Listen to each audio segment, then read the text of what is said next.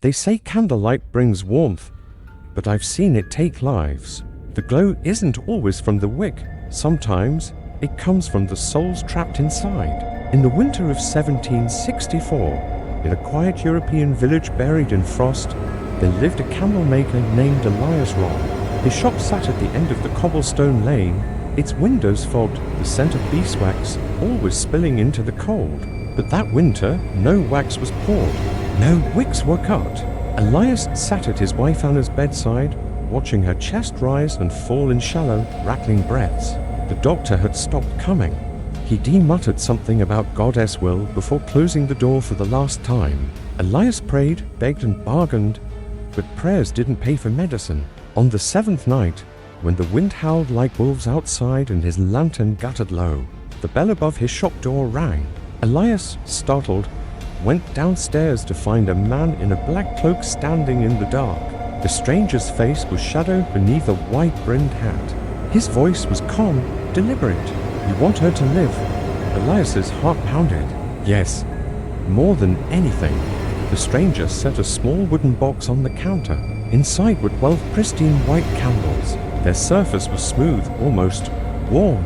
"These will buy her life," the man said, "but each must be remade by your hands. Carve the wax, set the wick, and when each is lit, a debt will be paid."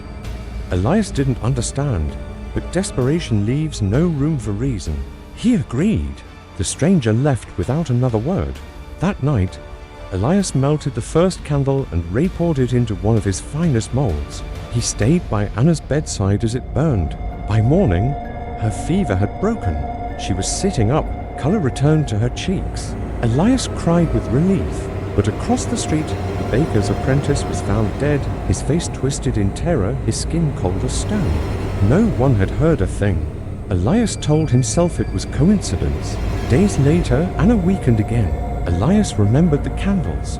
He lit the second one. By dawn, Anna's strength had returned.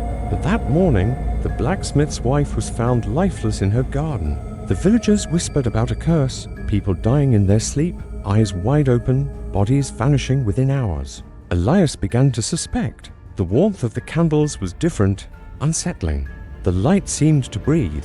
Weeks passed. Each time Anna fell ill, Elias lit another candle. Each time, someone else in the village died. By the 9th candle, he was afraid to look at the flames to knock. Sometimes he thought he saw shapes in the wax, faces frozen in silent screams. He tried to stop, but Anna's illness returned fiercer each time. Her skin grew paler, her voice weaker, and Elias knew without the candles, she would die. One night, the snow piled high, ceiling doors shut. Anna could barely speak. Her fingers were ice. Elias lit the 10th candle. The next morning, the priest was gone. His room was empty, his bed cold, as if he'd never lived there at all. When Elias reached the final candle, Anna was barely breathing. His hands trembled as he struck the flint. The candle's flame was wrong.